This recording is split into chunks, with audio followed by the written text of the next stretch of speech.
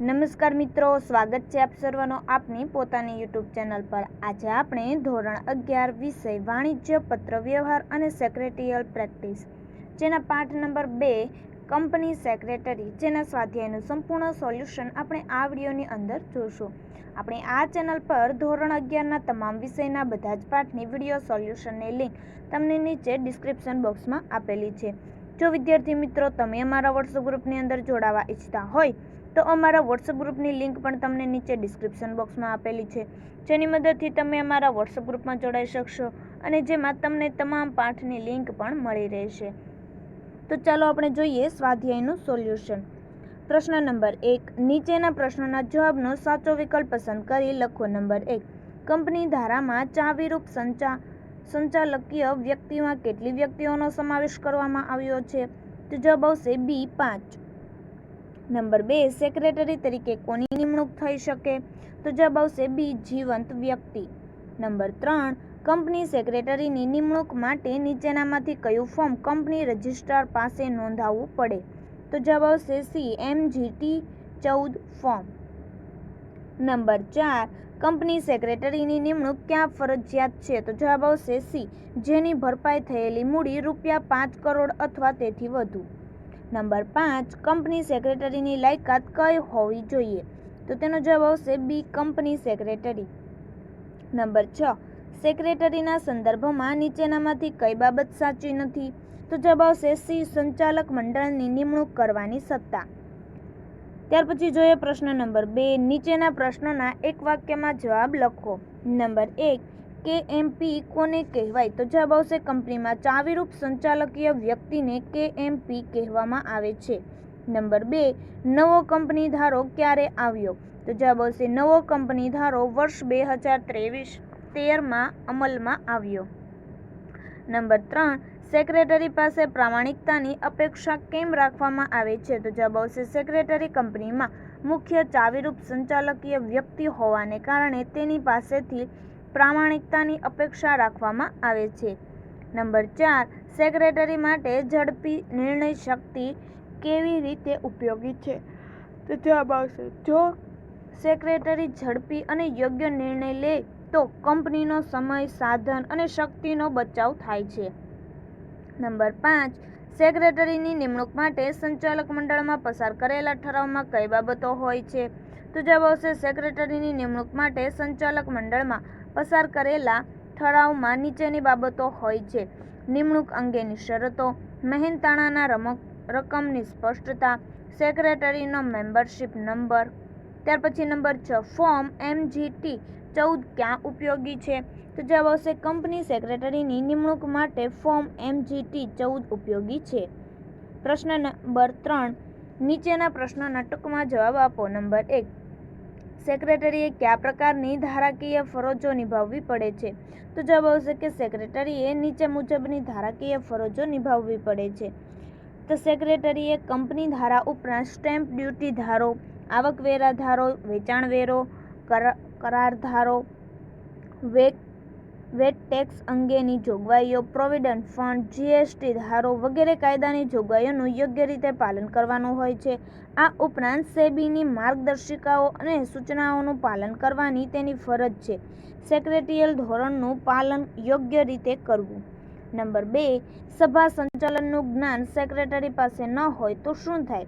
તો જવાબ આવશે જો સેક્રેટરી પાસે સભા સંચાલનનું જરૂરી જ્ઞાન ન હોય તો નંબર 1, તેણે જે જુદી જુદી સભાઓ ભરવાની હોય છે તેમાં અવ્યવસ્થા સર્જવાનો ભય રહે છે। નંબર 2, આ સભા ભરતા પહેલા, સભા દરમિયાન અને સભા પછી જે જુદી જુદી ફરજો તેણે બજાવવાની હોય છે તેમાં પણ બેદરકારી ઊભી થવાનો ભય રહે છે, જેમ કે જે તે પક્ષકારને સભાની નોટિસ સમયસર ન આપવી, યોગ્ય રીતે એજન્ડા તૈયાર ન કરવો, વ્યવસ્થિત રીતે મિનિટ્સ ન લખવી, ફોરમ અને પ્રોક્સી અંગેની જોગવાઈઓનું પાલન ન થવું વગેરે। ત્યાર પછી નંબર 3, કંપની સેક્રેટરીના કાર્યનો આધાર શેના પર આધારિત છે? તો જવાબ આવશે કંપની સેક્રેટરીના કાર્યનો આધાર નંબર 1, કંપનીના કદ, નંબર 2 ધંધાના પ્રકાર, નંબર 3 નિમણૂકની શરતો તેમજ નંબર 4 સંચાલકોએ સોંપેલા કાર્ય ઉપર રહેલો છે. આ ઉપરાંત નિમણૂક અંગે જ્યારે કરાર કરવામાં આવે ત્યારે તેને કેવા કાર્યો કરવાના છે તેની સ્પષ્ટતા કરવામાં આવે છે. નંબર 4 સુંદર સ્વાસ્થ્ય સેક્રેટરી માટે કેમ જરૂરી છે? તો જવાબ આવશે કે કંપની સેક્રેટરી મુખ્ય વહીવટી વડા હોવાને કારણે તેને વિવિધ તબક્કે અથાગ પરિશ્રમ કરવો પડે છે તેમજ અનિયમિતતાઓનો સામનો કરવો પડે છે. આવા કઠિન અને મુશ્કેલ કાર્યો આસાનીથી કરવા તેની પાસે સુંદર સ્વાસ્થ્ય હોવું જરૂરી છે. તે શારીરિક ઉપરાંત માનસિક રીતે પણ તંદુરસ્ત હોવો જોઈએ જેથી તે થાક ન અનુભવે. ત્યાર પછી નંબર 5 કંપની સેક્રેટરીની નિમણૂક કંપની રજિસ્ટ્રાર સમક્ષ નોંધવા માટે શું કરવું પડે? તો જવાબ આવશે કે કંપની સેક્રેટરીની નિમણૂક કંપની રજિસ્ટ્રાર સમક્ષ નોંધવા માટે નીચે મુજબના કાર્યો કરવા પડે. ફોર્મ MGT 14ની સાથે સેક્રેટરીની નિમણૂકનો સંચાલક મંડળનો ઠરાવ અને સેક્રેટરી પાસે KMP તરીકે લીધેલ સંમતિપત્રક નોંધાવવું પડે. ફોર્મ MR1ની સાથે જે વ્યક્તિની નિમણૂક KMP તરીકે કરી હોય તેની સંમતિ અને સંચાલક મંડળનો ઠરાવ 60 દિવસમાં નોંધાવવો પડે છે. ત્યાર પછી જોઈએ નંબર 6 સેક્રેટરી પાસે કયા કાયદાઓનું જ્ઞાન અપેક્ષિત છે? તો જવાબ આવશે સેક્રેટરી પાસે નીચેના કાયદાઓનું જ્ઞાન અપેક્ષિત છે. ભારતીય કરારનો કાયદો, માલ વેચાણનો કાયદો, પ્રોવિડન્ટ ફંડ અંગેનો કાયદો, જામીનગીરી કરાર અંગેનો કાયદો, કોપીરાઇટ તેમજ સ્ટેમ્પ ડ્યુટી અંગેનો કાયદો, સેબીનો કાયદો, વેટ અંગેનો કાયદો, કારખાના ધારો અને GST અંગેનો કાયદો વગેરે. નંબર 7 સેક્રેટરી માટે અંગ્રેજી ભાષા ઉપરાંત પ્રભુત્વ કેમ જરૂરી છે? તો જવાબ આવશે કે નીચેના કારણોસર સેક્રેટરી માટે અંગ્રેજી ભાષા ઉપર પ્રભુત્વ હોવું જરૂરી છે. કંપનીના બધા જ કામકાજ અંગ્રેજી ભાષામાં ચાલે છે. જુદા જુદા પક્ષકારો સાથે કંપની વતી મોટા ભાગે અંગ્રેજીમાં વાટાઘાટો તેમજ પત્રાચાર કરવાના હોય છે. કંપનીનો વિસ્તાર તથા વિદેશી કંપની સાથે પણ કાર્ય કરવાનું હોય છે. ભારતના તેમજ વિદેશના કાયદાઓનો અભ્યાસ કરવા માટે કંપની વતી જરૂરી દસ્તાવેજો અને કરારો તૈયાર કરવા માટે. નંબર 8 કંપની ધારા મુજબ સેક્રેટરી પાસે કઈ શૈક્ષણિક લાયકાત હોવી જોઈએ? તો જવાબ આવશે કંપની ધારા મુજબ સેક્રેટરી પાસે નીચે મુજબની શૈક્ષણિક લાયકાત હોવી જોઈએ.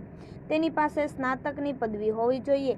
તેની પાસે institute of company secretary of ઇન્ડિયાનું પ્રમાણપત્ર હોવું જોઈએ. મતલબ કે તે ચાર્ટર્ડ સેક્રેટરી હોવો જોઈએ. તેની પાસે કાયદાની ડિગ્રી હોવી જોઈએ. પ્રશ્ન નંબર 4 નીચેના પ્રશ્નોના મુદ્દાસર જવાબ આપો. નંબર 1 સેક્રેટરીના હોદ્દાનો અંત ક્યારે આવે? કોઈ 4 કારણો આપો. તો જોઈએ જવાબ કે સેક્રેટરીની નિમણૂક સંચાલક મંડળની સભામાં ઠરાવ પસાર કરીને કરાર દ્વારા કરવામાં આવે છે.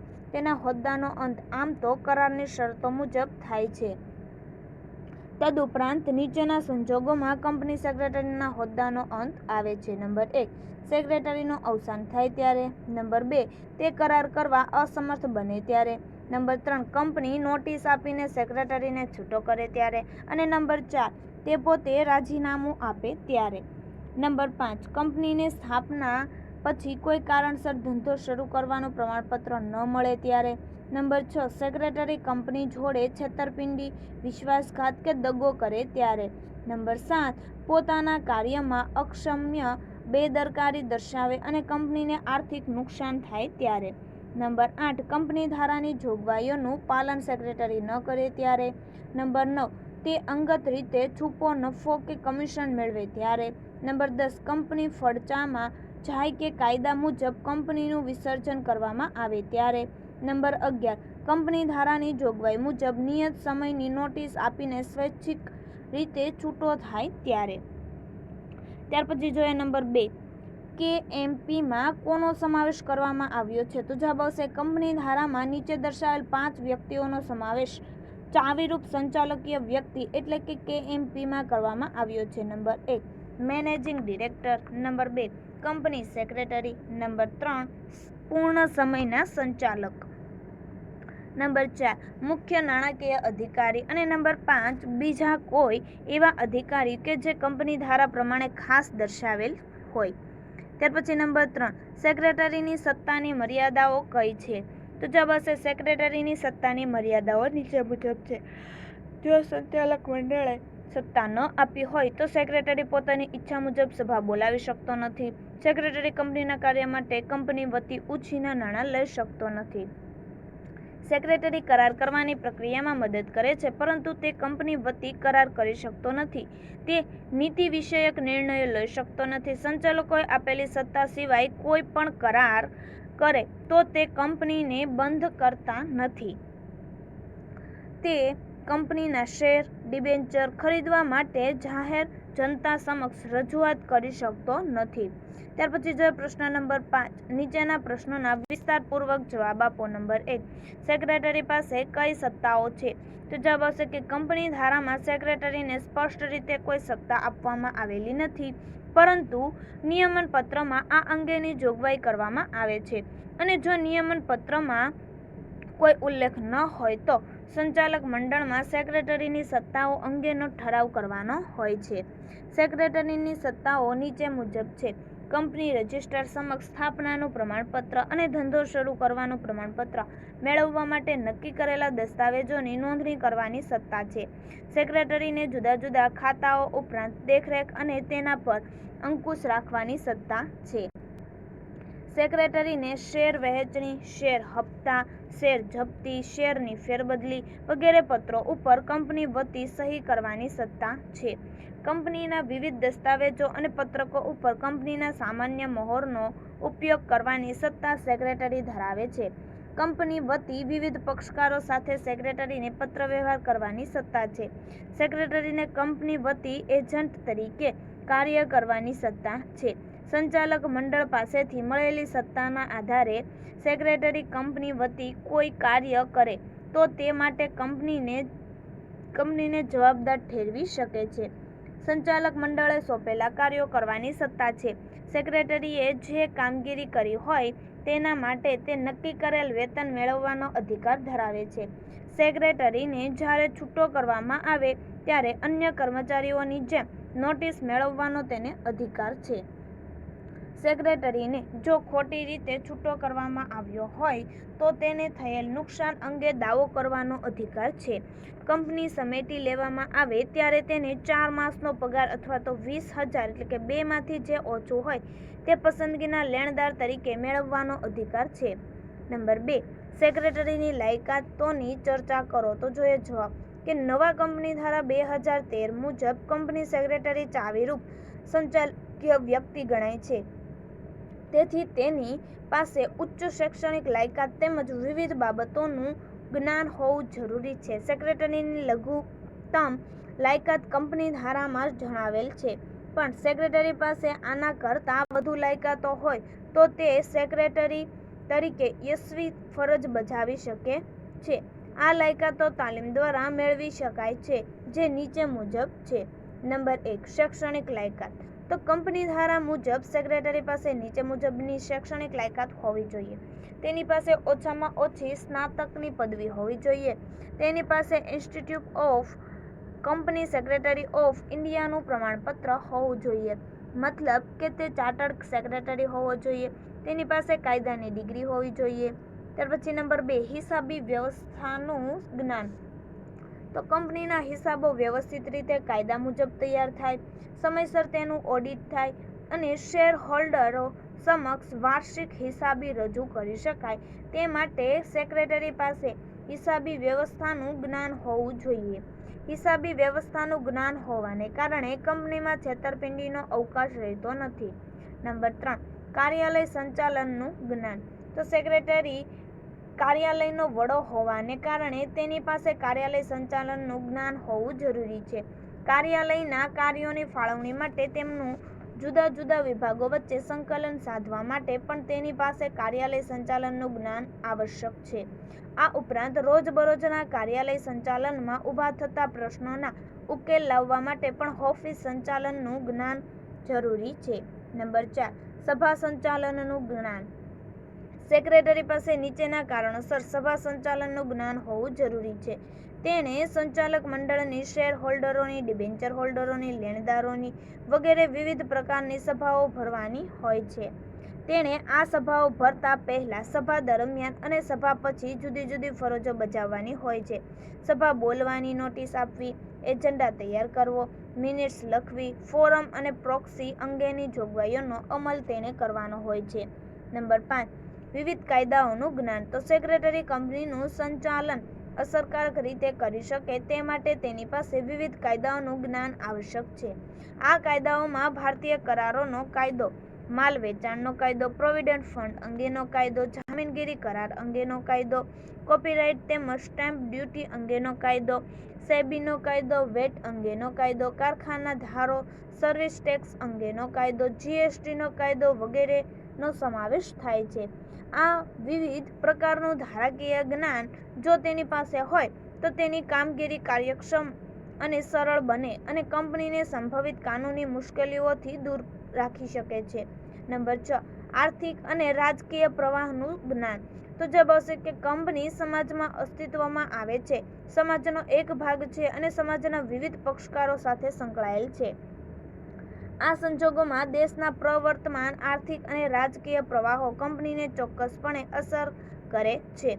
તેથી સેક્રેટરી વર્તમાન પ્રવાહોની માહિતગાર રહીને પલટાતા પ્રવાહોની વાકેફ થઈ સંચાલક મંડળને જાણ કરી માર્ગદર્શન આપી કંપની માટે લાભદાયી પરિસ્થિતિનું નિર્માણ કરી શકે છે. સેક્રેટરી વર્તમાનપત્રો અને વિવિધ પ્રકારના લેખો વાંચીને તથા જાહેર સંપર્ક કેળવીને આ પ્રકારનું જરૂરી જ્ઞાન પ્રાપ્ત કરી શકે છે. નંબર 7, સાંપ્રત સમસ્યાઓનું જ્ઞાન. તો સેક્રેટરીએ વર્તમાન પ્રવાહો અને સાંપ્રત સમસ્યાઓથી માહિતગાર થવું આવશ્યક છે, કારણ કે આ સમસ્યાઓ કંપનીના વિકાસ ઉપર અસર કરે છે. સાંપ્રત સમસ્યાઓ પ્રમાણે સેક્રેટરી સંચાલક મંડળને માર્ગદર્શન આપીને ભવિષ્યમાં ઊભી થનારી સમસ્યાઓ સામે અગમચેતી રાખે છે. ત્યાર પછી નંબર 8, કે અંગ્રેજી ભાષા ઉપર પ્રભુત્વ અને અન્ય ભાષાઓનું જ્ઞાન. તો જોઈએ જવાબ કે અંગ્રેજી ભાષાનું તેમજ વિદેશી ભાષાનું જ્ઞાન સેક્રેટરી પાસે હોવું અનિવાર્ય છે, કારણ કે કંપનીના બધા જ કામકાજો અંગ્રેજી ભાષામાં ચાલે છે. કંપનીના તમામ દસ્તાવેજો અને કરારો અંગ્રેજી ભાષામાં જ તૈયાર કરવામાં આવે છે. મોટે ભાગે જુદા જુદા પક્ષકારો સાથે કંપની વતી અંગ્રેજીમાં પત્રાચાર કરવામાં આવે છે. કંપનીના તમામ પરિપત્રો, નોટિસો, ડિવિડન્ડ, વોરંટ વગેરે અંગ્રેજી ભાષામાં જ તૈયાર કરવામાં આવે છે. કંપનીનો વિસ્તાર થતાં વિદેશી કંપની સાથે પણ કાર્ય કરવાનું હોય છે, તેમજ તેની સાથે કરારો કરવામાં અંગ્રેજી તેમજ વિદેશી જ્ઞાન મદદરૂપ થાય છે. ત્યાર પછી નંબર 9, જનસંપર્કનું જ્ઞાન. તો સેક્રેટરીએ કંપનીના જુદા જુદા પક્ષકારો સાથે કાર્ય કરવાનું હોવાથી તેઓના સંપર્કમાં રહેવું જરૂરી છે, જેથી જનસંપર્કનું જ્ઞાન તેનામાં હોવું જરૂરી છે. સેક્રેટરીએ જો યોગ્ય જનસંપર્કના જ્ઞાનનો ઉપયોગ કર્યો હોય તો લાંબા ગાળે કંપનીની પ્રતિષ્ઠામાં વધારો થાય છે. કંપનીના અધિકારીઓ, કર્મચારીઓ તેમજ શેર હોલ્ડરોને પૂરતો સમય સંતોષ આપીને સારો જનસંપર્ક વિકસાવવાની આવડત સેક્રેટરીમાં હોવી જરૂરી છે. નંબર 10, કોમ્પ્યુટર અને અન્ય ઇલેક્ટ્રોનિક સાધનોનું જ્ઞાન. તો જવાબ આવશે કે આજના આધુનિક ટેકનોલોજીવાળા યુગમાં સેક્રેટરી પાસે કોમ્પ્યુટર તેમજ અન્ય ઇલેક્ટ્રોનિક સાધનોનું સંપૂર્ણ જ્ઞાન હોવું અતિ આવશ્યક તેમજ ફરજિયાત છે, કારણ કે કંપનીનો તમામ વહીવટ તેમજ માહિતી સંચાર કોમ્પ્યુટર દ્વારા જ થાય છે. શેર હોલ્ડરો, ડિબેન્ચર હોલ્ડરો, સંચાલક મંડળ, કંપનીના તમામ પ્રકારના કર્મચારીઓ, કંપની સાથે સંબંધ ધરાવતા તમામ પક્ષકારો, કંપનીના તમામ પ્રકારના દસ્તાવેજો અને કરારો તેમજ કંપનીની અન્ય તમામ પ્રકારની વિશાળ માહિતીનો સંગ્રહ કોમ્પ્યુટરમાં કરવામાં આવે છે. કોમ્પ્યુટરમાં સંગ્રહાયેલી માહિતીને કારણે સમય, સાધન અને માનવ શ્રમનો બચાવ થાય છે. કોમ્પ્યુટરમાં સાચવેલી માહિતી તેના જે સ્વરૂપમાં ઝડપી મેળવી શકાય છે. ઓફિસ સંચાલનમાં વપરાતા વિવિધ પ્રકારના ઇલેક્ટ્રોનિક ઉપકરણો દ્વારા કંપનીનું સંચાલન સફળ રીતે કરી શકાય છે. નંબર 3, સેક્રેટરીની નિમણૂકને લગતી જોગવાઈઓની ચર્ચા કરો. તો જોઈએ જવાબ તેનો કે નવા કંપની ધારા 2013 મુજબ કંપની સેક્રેટરી ચાવીરૂપ સંચાલકીય વ્યક્તિ ગણાય છે. તેથી તેની નિમણૂક કરતી વખતે કંપની ધારાની નીચેની જોગવાઈઓનું પાલન થવું જોઈએ. જે કંપની ભરપાઈ થયેલી મૂડી ₹5 કરોડ કે તેથી વધુ હોય ત્યાં કંપની સેક્રેટરીની નિમણૂક કરવી ફરજિયાત છે. સેક્રેટરી તરીકે ફક્ત જીવંત વ્યક્તિની જ નિમણૂક થઈ શકે. ભાગીદારી પેઢી કે અન્ય સંસ્થાને સેક્રેટરી તરીકે નિમણૂક આપી શકાય નહીં. કંપની સેક્રેટરી તરીકે નાદાર, અસ્થિર મગજની કે સગીર વ્યક્તિની નિમણૂક થઈ શકે નહીં, કારણ કે તેઓ કરાર કરવા માટે અસમર્થ હોય છે. સેક્રેટરી તરીકે જે વ્યક્તિની નિમણૂક કરવાની હોય તે institute of company secretaries of ઇન્ડિયાનું પ્રમાણપત્ર ધરાવતો હોવો જોઈએ, મતલબ કે તે વ્યક્તિ ચાર્ટર્ડ સેક્રેટરી હોવો જોઈએ. કંપની સેક્રેટરી તરીકે નિમણૂક કરવા માટે સંચાલક મંડળની સભામાં તેની નિમણૂકનો ઠરાવ પસાર કરવો પડે અને આ ઠરાવમાં તેની નિમણૂક અંગેની શરતો, તેના મહેનતાણાના સ્કેલ અંગે અને તેનો મેમ્બરશિપ નંબર હોવો જોઈએ. સેક્રેટરી પાસેથી KMP તરીકે નિમવા માટેની સંમતિ લેવી પડે. કંપની રજિસ્ટ્રાર પાસે ફોર્મ MGT-14 જેની સાથે સંચાલક મંડળનો તેની નિમણૂકનો ઠરાવ અને સેક્રેટરી પાસે KMP તરીકે લીધેલ સંમતિપત્રક નોંધાવવું પડે. ત્યાર પછી છે ફોર્મ MR-1 ની સાથે જે વ્યક્તિની નિમણૂક KMP તરીકે કરી હોય તેની સંમતિ અને સંચાલક મંડળનો ઠરાવ 60 દિવસમાં નોંધાવવો પડે છે. સેક્રેટરી પાસે સ્નાતકની પદવી હોવી જોઈએ. કાયદાની ડિગ્રીઓ હોય તે હિતાવહ છે. નંબર 4, સેક્રેટરીના હોદ્દાનો અંત કેવી રીતે આવે છે? તો જવાબ આવશે કે સેક્રેટરીની નિમણૂક સંચાલક મંડળની સભામાં ઠરાવ પસાર કરીને કરાર દ્વારા કરવામાં આવે છે. તેના હોદ્દાનો અંત આમ તો કરારની શરતો મુજબ થાય છે. તદુપરાંત નીચેના સંજોગોમાં કંપની સેક્રેટરીના હોદ્દાનો અંત આવે છે. નંબર 1, સેક્રેટરીનું અવસાન થાય છે. નંબર 2, તે કરાર કરવા અસમર્થ બને ત્યારે. નંબર 3, કંપનીની નોટિસ આપીને સેક્રેટરીને છૂટો કરે ત્યારે. નંબર 4, તે પોતે રાજીનામું આપે ત્યારે. નંબર 5, કંપનીને સ્થાપના પછી કોઈ કારણસર ધંધો શરૂ કરવાનો પ્રમાણપત્ર ન મળે ત્યારે. નંબર 6, સેક્રેટરી કંપની જોડે છેતરપિંડી, વિશ્વાસઘાત કે દગો કરે ત્યારે. નંબર 7, પોતાના કાર્યમાં અક્ષમ્ય બેદરકારી દર્શાવે અને કંપનીને આર્થિક નુકસાન થાય ત્યારે. નંબર 8, કંપની ધારાની જોગવાઈઓનું પાલન સેક્રેટરી ન કરે ત્યારે. નંબર 9, તે અંગત રીતે છૂપો નફો કે કમિશન મેળવે ત્યારે. નંબર 10, કંપની ફડચામાં જાય કે કાયદા મુજબ કંપનીનું વિસર્જન કરવામાં આવે ત્યારે. નંબર 11, કંપની ધારાની જોગવાઈ મુજબ નિયત સમયની નોટિસ આપીને સ્વૈચ્છિક રીતે છૂટો થાય ત્યારે. નંબર 5, સેક્રેટરીનું મહત્વ સમજાવો. તો જોઈએ જવાબ કે આધુનિક વાણિજ્ય વ્યવસ્થાના વિવિધ સ્વરૂપોમાં કંપની સ્વરૂપ એક વિશિષ્ટ વ્યવસ્થા છે જ્યાં માલિકી અને સંચાલન જુદા જુદા છે. શેરહોલ્ડરો કંપનીના સાચા માલિક હોવા છતાં પણ તેઓ સંચાલન કરતા નથી. કંપનીનું સંચાલન શેરહોલ્ડરો દ્વારા ચૂંટાયેલા પ્રતિનિધિઓ એટલે કે સંચાલક મંડળ દ્વારા કરવામાં આવે છે. કંપનીનો વહીવટ કંપની ધારા પ્રમાણે અને નિયમન પત્રમાં દર્શાવેલ નીતિ નિયમો મુજબ થાય તે માટે સંચાલક મંડળ દ્વારા સેક્રેટરીની નિમણૂક કરવામાં આવે છે. નવા કંપની ધારા 2013 મુજબ સેક્રેટરીને કંપનીમાં ચાવીરૂપ સંચાલકીય વ્યક્તિ તરીકેનો દરજ્જો આપવામાં આવ્યો છે.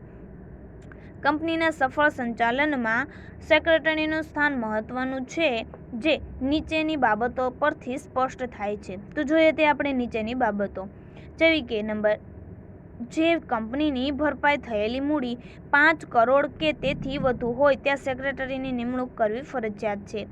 માલિકી અને સંચાલન જુદા હોવાને કારણે તે કડી સમાન છે. તે સંચાલકો અને કંપની વચ્ચે કડીરૂપ કામગીરી બજાવે છે. કંપનીનું સ્થાપનાનું પ્રમાણપત્ર તેમજ ધંધો શરૂ કરવાનું પ્રમાણપત્ર મેળવવામાં સેક્રેટરીનો ફાળો અમૂલ્ય છે. વિવિધ કાયદાઓના જ્ઞાતા તરીકે ટેકનિકલ બાબતોનું જ્ઞાન હોવાને કારણે તેમજ અનુભવના આધારે સેક્રેટરી સંચાલકો માટે શ્રેષ્ઠ મિત્ર અને માર્ગદર્શક બની ગયો છે. સેક્રેટરી સંચાલકો અને માલિકો વચ્ચે સંકલન કાર્ય કરે છે, મતલબ કે તે શેર હોલ્ડરોની સભા બોલાવે છે, સભા નોંધ રાખે છે, પત્રવ્યવહાર દ્વારા જરૂરી માહિતી શેરહોલ્ડરોને પૂરી પાડે છે તેમજ શેરને લગતી તમામ કાર્યવાહી કરે છે. સેક્રેટરી ધંધાના વિભિન્ન પક્ષકારો જેવા કે બેન્કર, સોલિસિટર, ઓડિટર, રજિસ્ટ્રાર, સરકારી વિભાગો વગેરે સાથે સંબંધ રાખીને સંપર્ક અધિકારીનું કાર્ય કરે છે.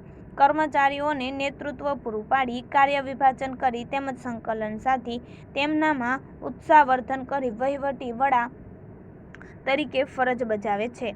કાયદાકીય જરૂરિયાતો પૂરી કરી કંપનીને કૃત્રિમ વ્યક્તિત્વમાંથી ગતિશીલ, પ્રગતિશીલ વ્યાવસાયિક વ્યક્તિત્વનું નિરૂપણ કરે છે. રજિસ્ટ્રાર પાસે સમયાંતરે વિવિધ પ્રકારના ફોર્મ, નિવેદન, દસ્તાવેજો, કરારો તેમજ કંપનીની અન્ય માહિતી નોંધાવીને સેક્રેટરી કાયદાકીય અધિકારી તરીકેની ફરજ પૂરી પાડે છે. આમ, સેક્રેટરીનું સ્થાન સંચાલકો, કંપની, કર્મચારીઓ, શેરહોલ્ડરો, ડિબેન્ચર હોલ્ડરો, લેણદારો, સરકારી વિભાગો, કંપની રજિસ્ટ્રાર વગેરે માટે અગત્યનું છે. કંપનીના વિકાસમાં સેક્રેટરીનો બહુમૂલ્ય ફાળો છે. કંપનીનો વિકાસ એટલે કે ઉત્પાદનમાં વધારો, વેચાણમાં વધારો અને રોજગારીનું સર્જન.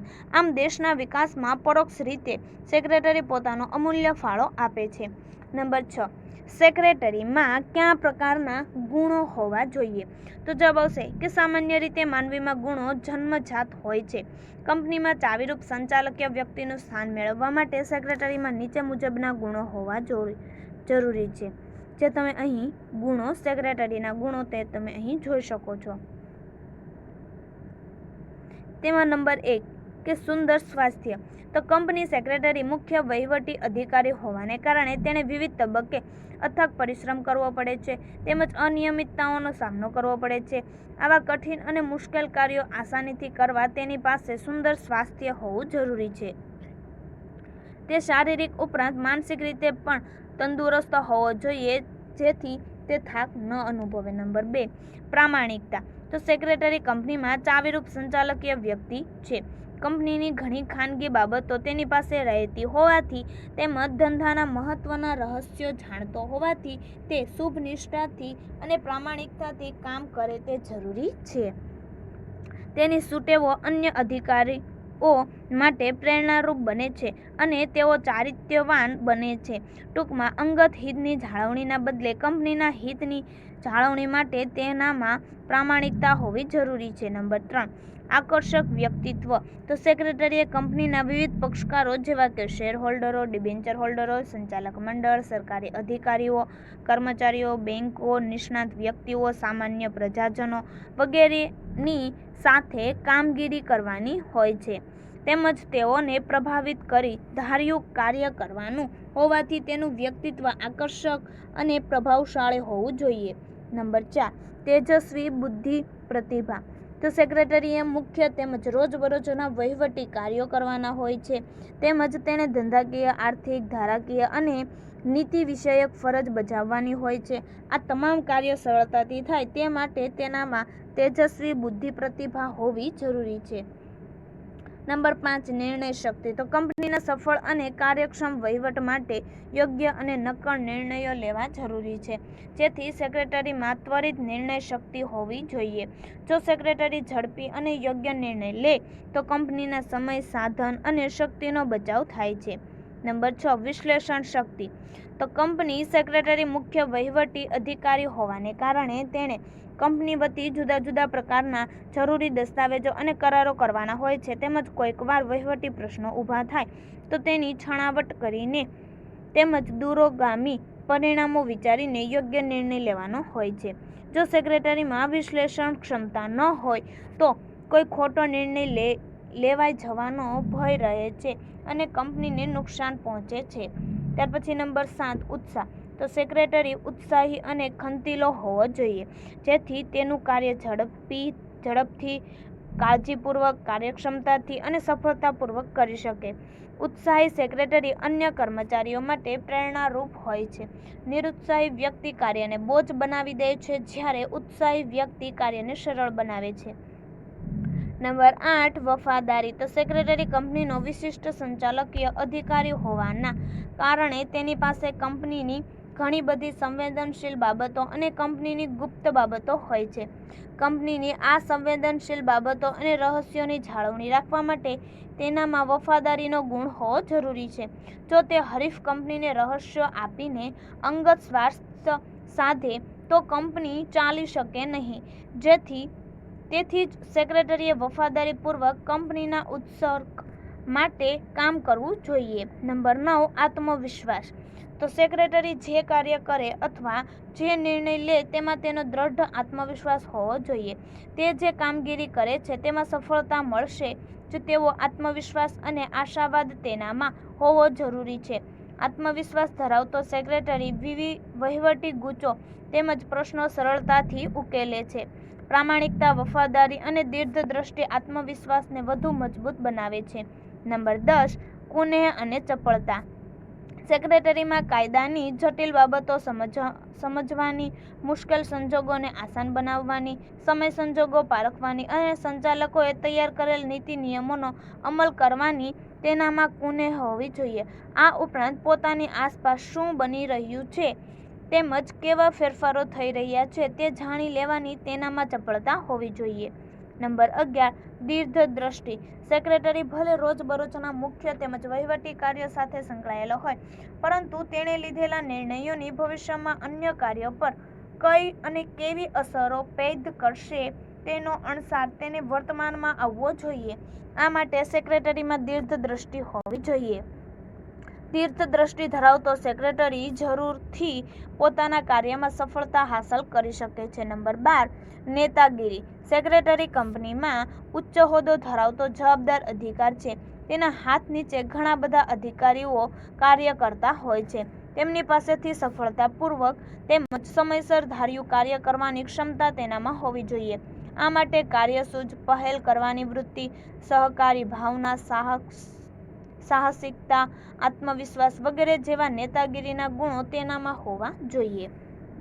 તો આ વિડીયોની લિંક તમે તમારા મિત્રો અને દોસ્તોને જરૂરથી શેર કરજો. ફરી મળીશું આપણે બીજા પાઠના સંપૂર્ણ સોલ્યુશન સાથે.